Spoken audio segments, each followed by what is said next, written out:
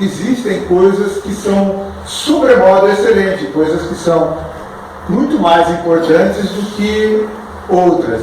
E por isso que o slide diz uma questão importante, essa questão que eu considero talvez a mais relevante, a mais importante que aparece na palavra de Deus.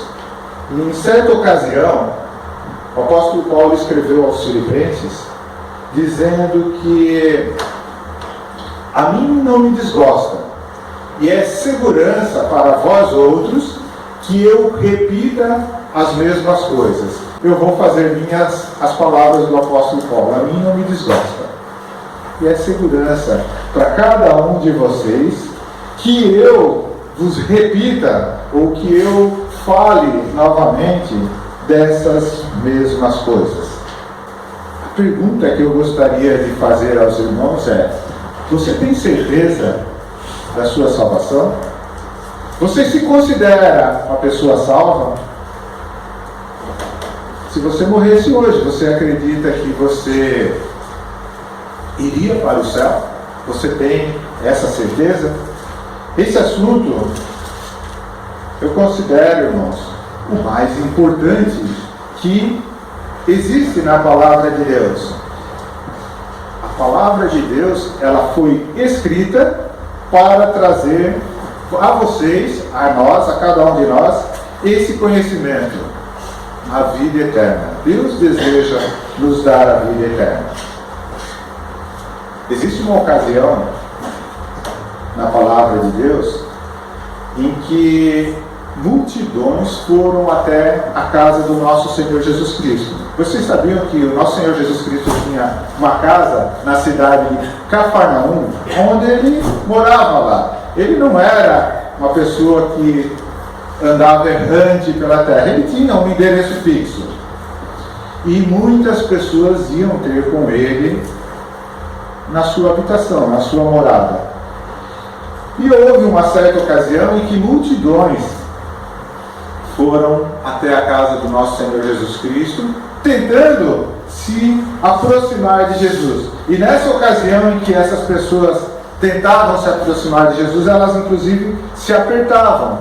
E em Marcos, no capítulo 2, do versículo 1 ao versículo 12, também em Lucas, no capítulo 5, você pode acompanhar essa mesma história também em Marcos, no capítulo 9, ele fala a respeito de 4 homens, na verdade 5.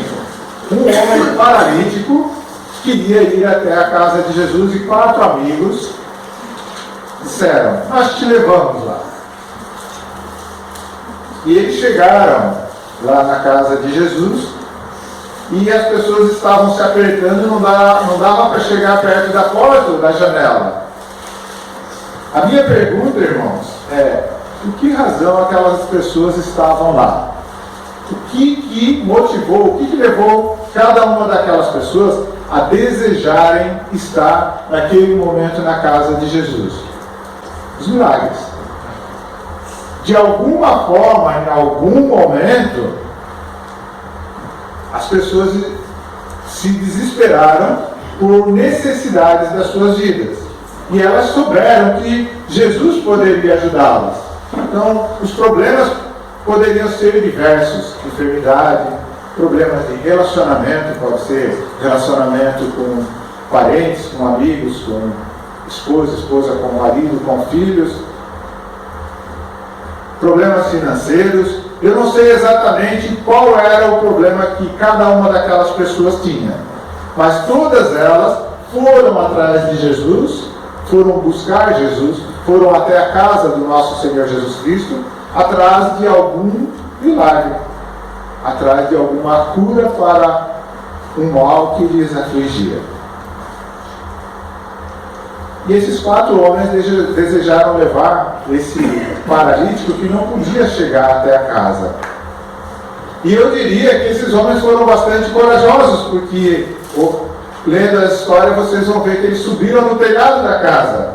Já que não dava para entrar pela porta, eles subiram no telhado da casa e abriram um buraco. Eu diria que eles foram tanto quanto audaciosos até, né? Chegar na casa dos outros, de Jesus, Abriu um buraco no telhado da casa, espero que eles tenham consertado depois, mas eles abriram um buraco bem no lugar onde Jesus estava e desceram o enfermo, desceram aquela pessoa que padecia daquele mal. Mais uma vez eu pergunto para vocês, por que eles fizeram isso? Da onde veio a motivação para eles terem essa audácia e coragem de abrir esse buraco e colocar o enfermo diante do nosso Senhor Jesus Cristo? Não é o mesmo motivo? Eles queriam a cura. É bem provável que muitos de nós, hoje estamos aqui, também buscando a Jesus Cristo, nosso Senhor, por razões como essa. Pode não ser um milagre ou uma cura, mas talvez alguns de nós viemos hoje aqui para tentar buscar respostas, dúvidas que nós temos, aquelas dúvidas mais cruéis, e tentar compreender coisas. Mas poucos de nós saímos de casa hoje para ouvir: os teus pecados estão perdoados.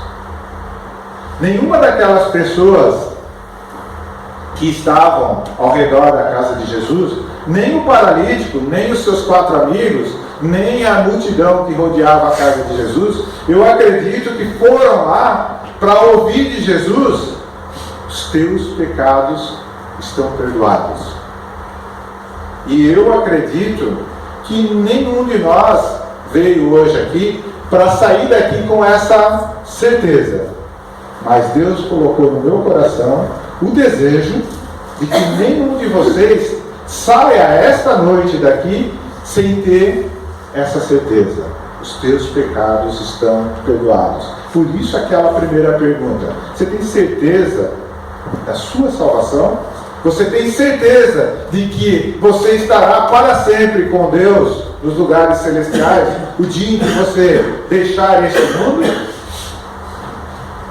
Então o Senhor Jesus tinha essa preocupação também.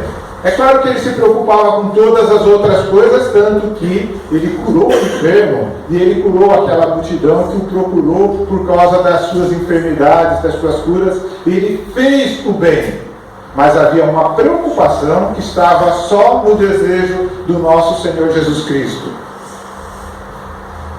os teus pecados estão perdoados. E você deve ter essa certeza, essa convicção. Então, quando ele fala isso para aqueles homens e fala para o paralítico, as pessoas pensaram assim: esse cara está blasfemando? Ele está falando uma coisa que ninguém pode ter certeza. Como assim? Como é que eu posso ter essa convicção de que os meus pecados estão perdoados? Assim como talvez alguns de vocês já devem ter compartilhado o Evangelho com pessoas, e quando se fala em salvação pela graça, mediante a fé, alguém diz assim: você está blasfemando? Como é que alguém pode ter certeza de que vai para o céu? Como é que alguém pode ter certeza de que tem todos os seus pecados perdoados? E Jesus fala para a multidão: o que é mais fácil? Dizer: os teus pecados estão perdoados? Ou dizer para o paralítico: levanta-te e anda? É claro que para Deus, poder dizer isso, poder dar essa certeza e essa convicção a cada um de vocês, a cada um de nós, custou muito mais caro. Foi muito mais difícil do que dizer: levanta-te e anda. E Jesus, para que as pessoas crescem que ele tinha o poder de dar essa convicção aos homens, ele diz ao paralítico: levanta-te, pega o teu leito e anda. Então talvez você esteja pensando em problemas conjugais, problemas familiares, talvez você esteja pensando nas suas dificuldades relacionadas ao seu emprego, dificuldades financeiras. Talvez alguns de nós viemos hoje aqui em busca de respostas para dúvidas e perguntas que nós sempre temos, questões existenciais ou questões teológicas. As razões podem ser muitas. As nossas prioridades são diversas. Aquilo que nós julgamos importante também é importante para Deus. Mas Deus não quer que nós saiamos hoje daqui sem termos essa certeza de que os nossos pecados estão sim todos perdoados. Por isso, a minha pergunta, ela permanece. Você tem certeza da sua salvação? Você tem certeza que, após deixar este mundo, você estará com Deus nos céus? Houve 2 vezes na palavra de Deus nos evangelhos em que pessoas se aproximaram de Jesus com essa pergunta que nós desejamos responder esta noite: o que eu devo fazer para herdar a vida eterna? Uma delas aconteceu quando alguém perguntou para Jesus: o que devo fazer para herdar a vida eterna? E ele, dando a sua resposta relacionada às coisas da lei, ele termina contando a história do bom samaritano. Vocês conhecem a história do bom samaritano, né? O sacerdote passou e a história resume dizendo que ele não era digno da vida eterna. Um levita passou e a história resume a vida dele dizendo: ele também não é digno da vida eterna. E um samaritano foi mais digno. Quem que eram os samaritanos?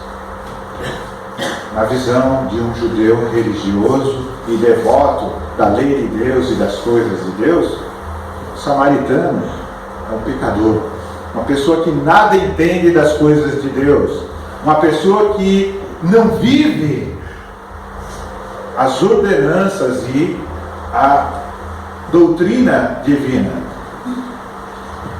Eu, lendo essa passagem, eu fico às vezes imaginando assim, ao que comparar.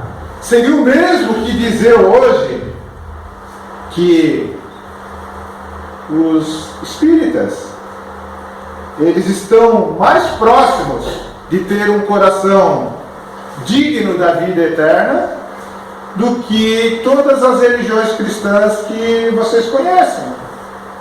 Porque Jesus fez essa comparação. Tente refletir nesse sentido. Não é qualquer pessoa, é um sacerdote. E o coração do sacerdote foi menos digno do que o samaritano pecador. Não é qualquer pessoa, é o levita que pratica as obras de Deus lá no templo, que foi escolhido para servir a Deus conforme a religião judaica. E Jesus diz que o coração desse levita estava mais longe de ser digno da vida eterna do que o samaritano. Na segunda passagem em que alguém se aproxima de Jesus para fazer essa pergunta: o que eu devo fazer para herdar a vida eterna? É a passagem daquele jovem rico que chega para o nosso Senhor Jesus Cristo e diz assim: o que eu devo fazer para herdar a vida eterna? Jesus, novamente, leva ele a todos os mandamentos da lei de Moisés, dizendo: cumpre essas coisas. E ele diz: eu cumpro tudo. Então só falta uma coisa: vende tudo o que tu tem, dá para os pobres e siga-me. Daí, como ele tinha muitas posses, ele achou que isso seria difícil. E ele baixou a cabeça e seguiu o seu caminho contristado. E daí Jesus fala: é mais fácil um camelo passar pelo buraco de uma agulha do que um rico entrar no reino de Deus. E Jesus fala a respeito do perigo das riquezas e daquilo que o nosso coração deseja. Irmãos, os apóstolos não foram qualquer pessoa. Os discípulos de Jesus chegam para Jesus e dizem: então, se é assim, quem poderá ser salvo? Quem poderá herdar a vida eterna? E a resposta de Jesus: isso é impossível aos homens. Nós poderíamos resumir a resposta de Jesus à pergunta: quem pode herdar a vida eterna? Como aos homens, isso é impossível. Ele vai dizer na sequência do versículo: não para Deus. Para Deus tudo é possível, mas para os homens isso é impossível. Jesus está nos ensinando que não há meios para o homem se salvar pelos seus próprios méritos, pelo seu esforço, por suas obras. Então, a pergunta permanece: como é que eu posso ser salvo? De que forma eu posso ter essa certeza da minha salvação? Nosso Senhor Jesus Cristo mesmo falou: eu vim para que vocês tenham vida, e que tenham essa vida em abundância. Em João, no capítulo 3, antes do versículo mais conhecido da Bíblia, a palavra de Deus diz, Jesus diz, conversando com Nicodemos: importa que o Filho do Homem seja levantado, para que todo aquele que nele crê tenha a vida eterna.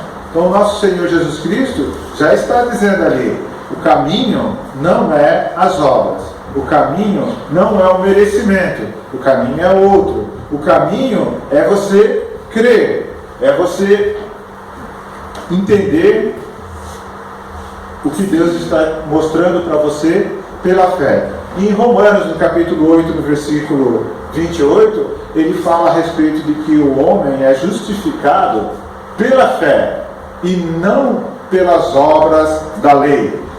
A pessoa, ela recebe essa salvação de Deus pela fé e não por aquilo que manda a lei. E também em Gálatas, no capítulo 3, no versículo 1, ele fala que ninguém pela lei será justificado diante de Deus. Ele fala: o justo viverá pela fé. O que significa que, se você quer sair daqui hoje tendo a certeza de que você, o dia que morrer, vai para o céu, é pela fé que você vai obter essa convicção. É pela fé que você vai obter essa salvação. Agora, como? Como é que eu posso ter essa certeza? Quais são os elementos? Qual que é o mecanismo? Então a palavra de Deus nos diz em Efésios, no capítulo 2, versículo 8, poderia até pedir para vocês assim, em jogral, né, repetirem comigo, um versículo bastante conhecido: pela graça sois salvos mediante a fé, isso não vem de vocês, é dom de Deus, não de obras, para que eu não me glorie, para que ninguém se glorie. Pela graça é que nós somos salvos, e isso é por meio da fé. Não é de obras. É justamente nesse ponto em que Jesus, quando estava falando com o jovem rico e com aquele homem que o interrogou, ele estava dizendo: pelos seus próprios méritos, por isso que nós entendemos como os mandamentos e a lei de Deus, isso é impossível para os homens. É impossível para os homens, porque pela graça é que nós somos salvos. Pela graça somos salvos por meio da fé. Isso não vem de vós, é dom de Deus, e não é pelas obras, justamente para que ninguém se glorie. Para que você não chegue diante de Deus e diga assim: estou aqui porque mereço, estou aqui porque fiz isso, porque fiz aquilo, ou porque fiz aquilo outro. há uma obra que nos salva, só que essa obra é a obra feita pelo nosso Senhor Jesus Cristo, quando Ele morreu na cruz para pagar pelos nossos pecados. 1 Coríntios, no capítulo 15, o versículo 3, diz que Cristo morreu pelos nossos pecados. Ele morreu naquela cruz para pagar o preço do seu pecado. Por isso os seus pecados estão perdoados. Os seus pecados podem estar perdoados porque Cristo já pagou o preço de todos eles. Cristo morreu pelos ímpios. Deus prova o seu próprio amor para conosco pelo fato de ter Cristo morrido por nós, sendo nós o quê? Pecadores. Cristo não morreu por nenhum justo. Cristo morreu por cada um de vocês e por mim, por todos nós que somos pecadores. Por isso a justiça de Deus se manifestou agora sem lei. Sem lei se manifestou a justiça de Deus mediante a fé em Jesus Cristo para todos e sobre todos os que creem, porque não há distinção. Porque todos nós pecamos, porque todos pecaram. E porque todos pecaram, todos vocês, todos nós carecemos da glória de Deus, sendo justificados gratuitamente mediante o sangue do nosso Senhor Jesus Cristo, que foi vertido lá naquela cruz para pagar pelos nossos pecados. E aí, Romanos, no capítulo 10, versículo 9, ele diz o seguinte: se com a tua boca você confessar a Jesus como Senhor, e no teu coração você crê que Deus o ressuscitou dentre os mortos, você será salvo. Você será salvo. Se com a tua boca confessares a Jesus como Senhor, e no teu coração você crê que Jesus ressuscitou dentre os mortos, você será salvo. Por quê? Porque Deus fez a obra para a sua salvação. Deus quis. Então a nossa pergunta: você tem certeza da sua salvação? Eu afirmo a cada um de vocês, irmãos. Você pode sair daqui hoje com essa certeza, com essa convicção. Por quê? Porque Cristo te deu isso. Porque Cristo morreu naquela cruz para pagar por todos os seus pecados. E porque Cristo morreu na cruz para pagar por todos os seus pecados, todos eles já estão perdoados. Quando nós estamos conversando a respeito do Evangelho, é muito comum, eu assim aprendi, eu gosto de usar dessas terminologias, é muito comum a gente fazer aquela pergunta, né? E se você chegasse diante de Deus, porque você diz que você acha que é uma pessoa salva, e se você chegar diante de Deus e Deus perguntar para você, por que razão eu deixaria você entrar no meu céu? O que faz você pensar que você é uma pessoa salva? Deus não vai fazer essa pergunta para você, porque Ele mesmo sabe a resposta, e a resposta vem dele. A resposta é óbvia, porque Cristo morreu na cruz para pagar por todos os nossos pecados.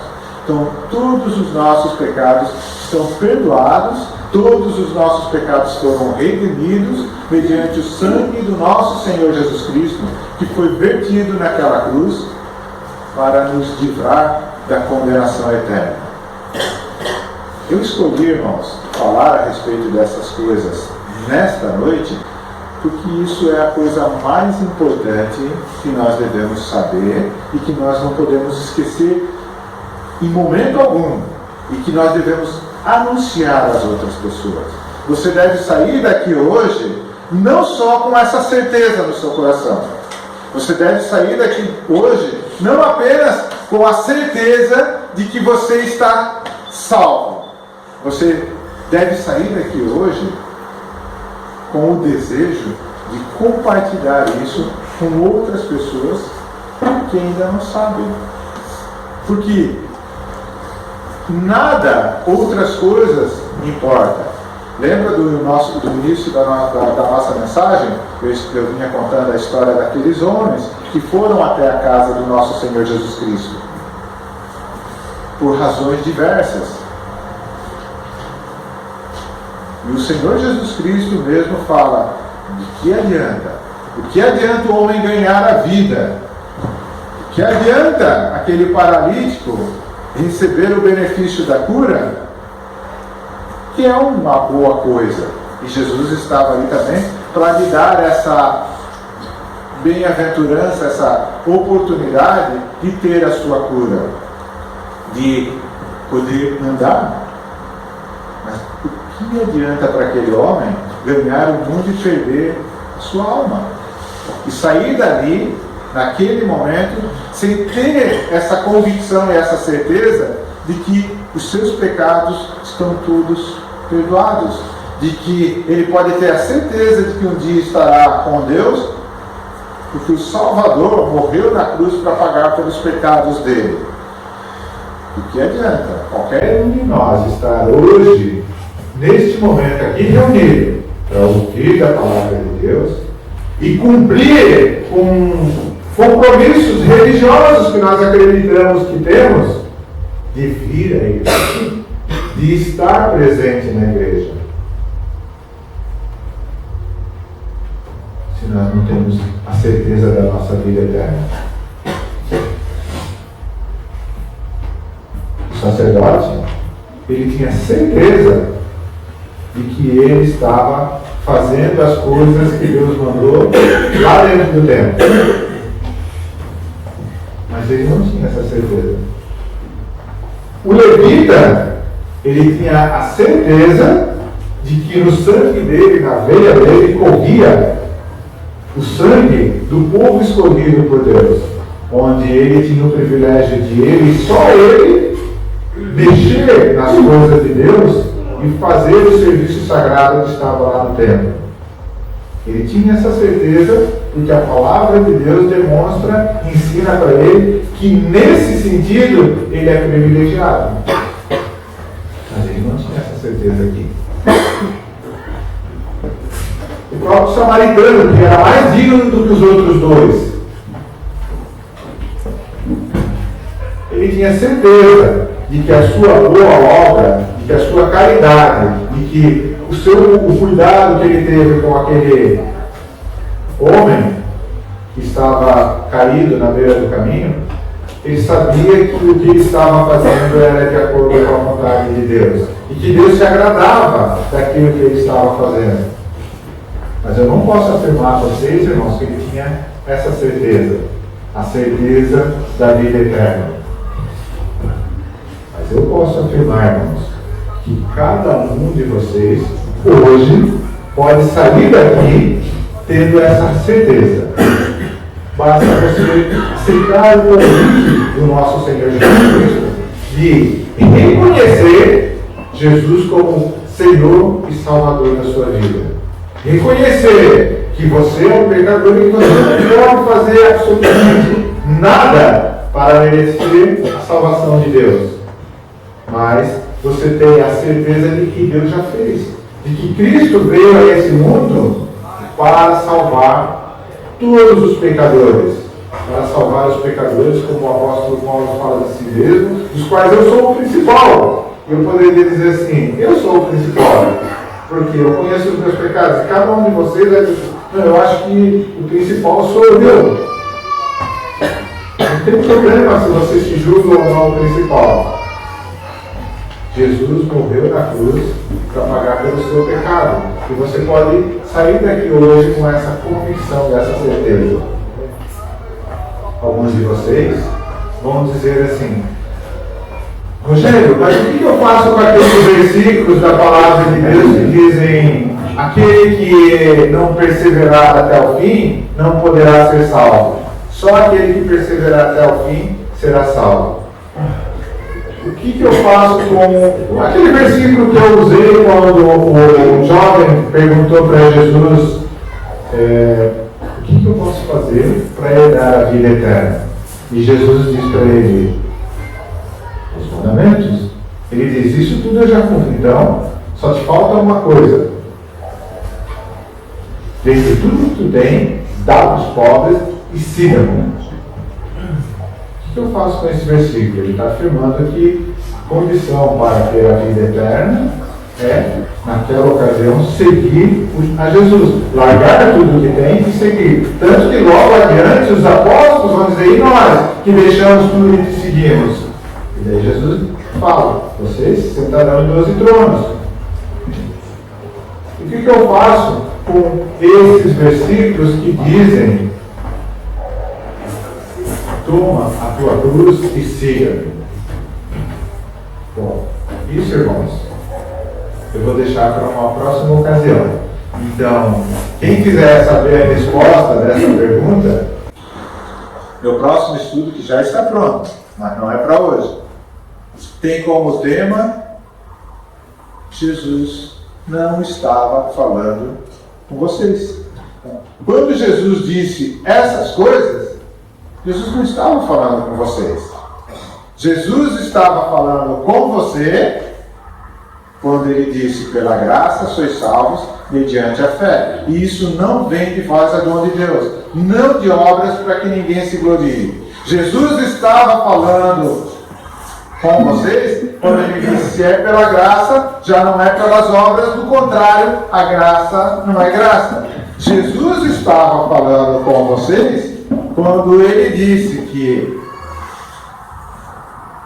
se com a tua boca confessar a Jesus como Senhor, e em teu coração você crer que ele ressuscitou dentre os mortos, você será salvo.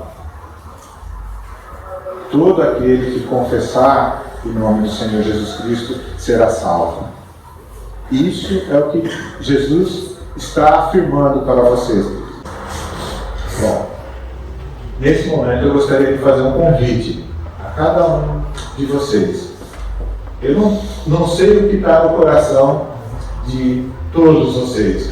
Conheço a fé de muitos de vocês.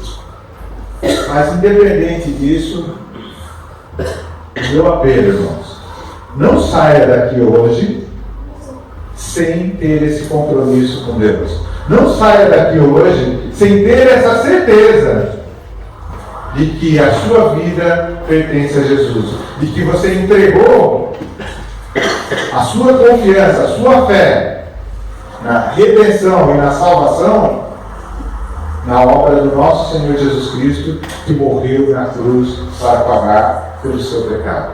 Então, o meu convite: reconheça Jesus como Senhor e Salvador da sua vida nesse momento. Reconheça que Ele morreu por você. Reconheça pela fé que os teus pecados, sim, estão perdoados. E receba da parte do nosso Senhor Jesus Cristo a certeza da vida eterna. Vamos baixar as nossas cabeças nesse momento. Vamos orar por cada um de nós.